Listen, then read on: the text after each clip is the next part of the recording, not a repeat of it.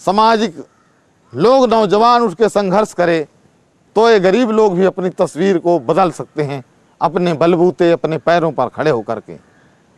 क्योंकि करोड़ों गरीब मिलकर के एक पूंजीपति से मुकाबला नहीं कर सकते।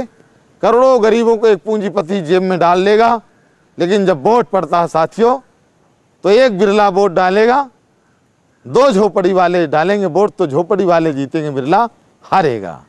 इतने बड़े वरदान को लोग चंद पैसों में, शराब में, कंबल में, धोती में खरीद लेते हैं और इतनी आदत बिगाड़ दिया है आज़ादी के बाद कि आप चुनाव के समय चुनाव मैदान में जाओ तो हर गरीब कटोरा लेके खड़ा होता है।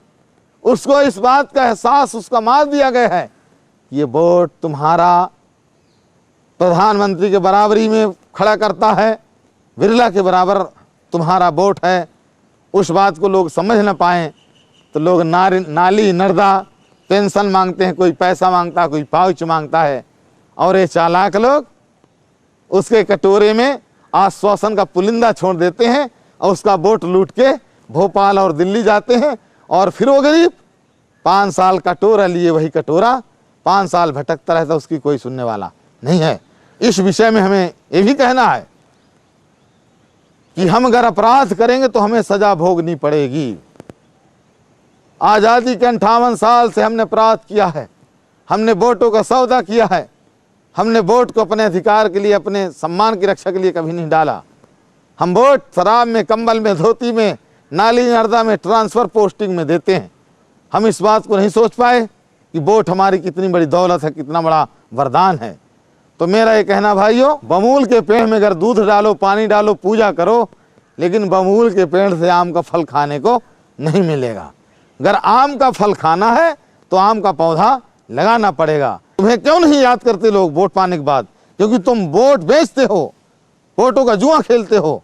और इस बात को याद रखना, शराब में, धोती में, कंबल में जो लोग, जो समाज अपने वोट को नहीं बचा सकता, जो समाज अपनी वोट को नहीं बचा सकता, वो समाज अपने बेटी की इज्जत नहीं बचा सकता है। आज़ादी के बाद लगातार गरीबों के घरों में हजारों बलात्कार होते हैं, बहन बेटियों के साथ बलात्कार होगा, उनका कत्ल होगा। अगर कोई विरोध करे कि ये अन्याय मत करो तो उनकी बस्तियां जलाई जाती हैं। अभी कुछ ही चंद दिनों पहले कटरिया है, कटनी जिला में हम गए थे, वहाँ एक आदिवासी को जिंदा जलाया गया दबंगों द्वारा। ये बहुत सारी संस्थाएं, दिग्विजय सिंह की भ्रष्ट सरकार ने, दिग्विजय सिंह की गंदी सरकार ने, समाज तोड़ो सरकार ने, समाज लड़ाओ सरकार ने प्रदेश को बांटा है टुकड़े टुकड़े में, भाईचारा को तोड़ा है। इस साजिश में एक संस्था बनी है पालक संघ। वो आदिवासी बेचारा सूरज सिंह पालक संघ का अध्यक्ष था। उसको एक कमरा बनाने के लिए कुछ बजट मिला था सरकार से, वो छड़ वगैरह ले आया था कमरा बनवाने के लिए। उस गांव के एक दबंग चौहान ठाकुर ने कहा था ये छड़ हमको दे दो। उस गरीब ने कहा ये सरकारी है हजूर, सरकारी है, हम नहीं दे सकते। 2 दिन बाद उसके छड़ चुरवा लिए।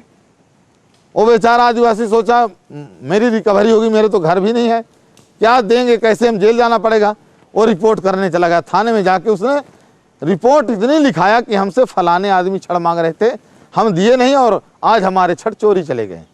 इस बात पर विचार नहीं बात है, कोई एक व्यक्ति का मामला नहीं, कोई आरोप नहीं है।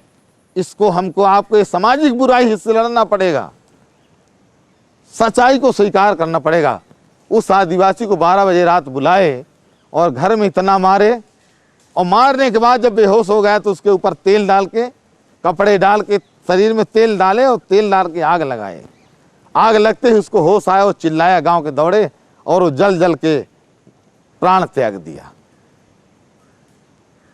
ये विचारणीय बात है, एक सूरज सिंह का मामला नहीं है।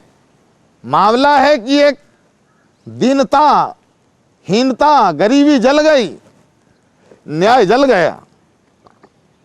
लेकिन अन्याय ने न्याय को तो जलाया, दबंगई ने गरीब को जलाया, लेकिन साथ में क्या वो दबंग नहीं जल गया?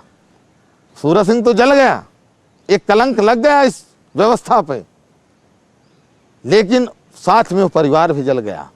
आज वो 7 बेटे और बाप सहित सब जेल के शिक्षों में है। तो मेरा तो ऐसा मानना कि वो भी पूरा परिवार जले बरोबर। और अगर इसी बात को लेकर प्रतिक्रिया हो जाती है, अगर आदिवासी